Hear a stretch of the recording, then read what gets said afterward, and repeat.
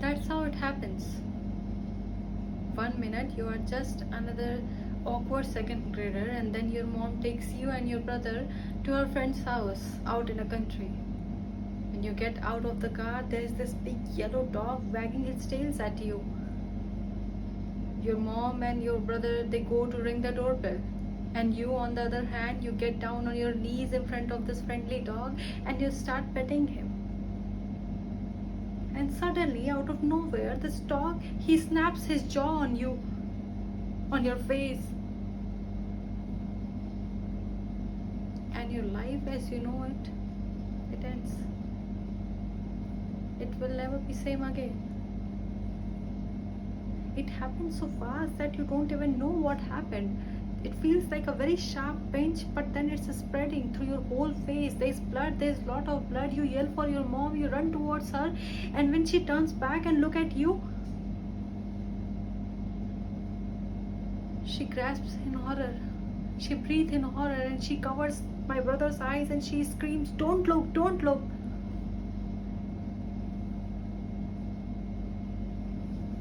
That's how these things happen, I guess. Anyway, that's how it happened to me. This dog, he was so friendly. He never barked, he never growled. He was still following me.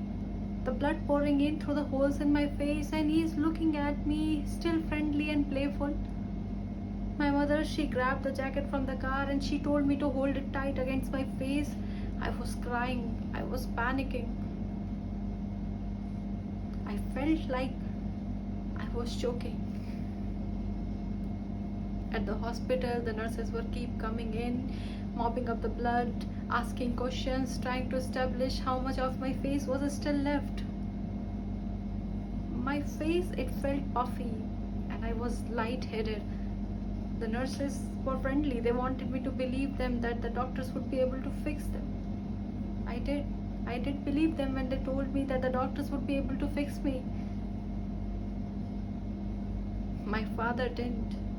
He couldn't look directly at me. He kept staring at a space on the wall above my face, and he kept telling me that you are being very brave, you are being very brave, but I didn't feel brave.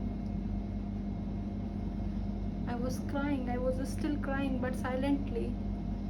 I was pressing this cotton against my face, wanting it to get over. I just wanted to go home. I just wanted to go home. And then I was lying on a table, squinting bright light above my face.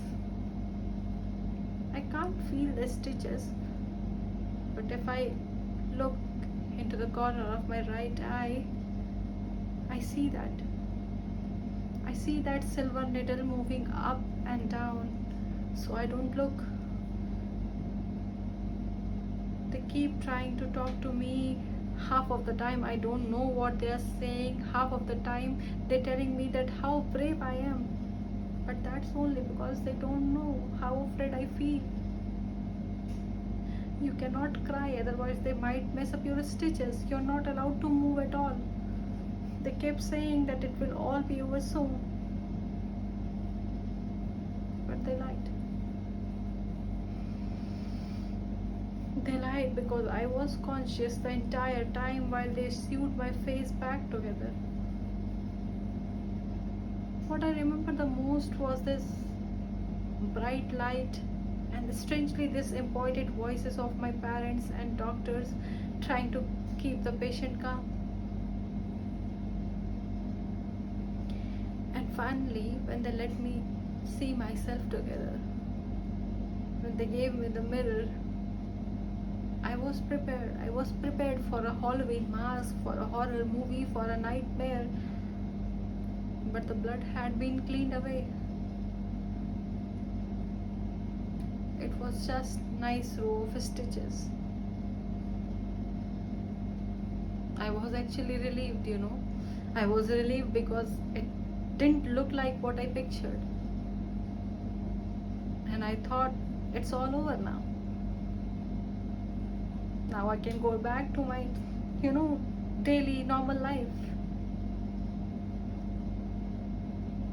But then I went back to school.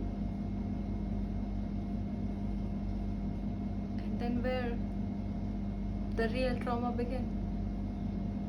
Where I got my nickname, the Dogface. You know, Dogface.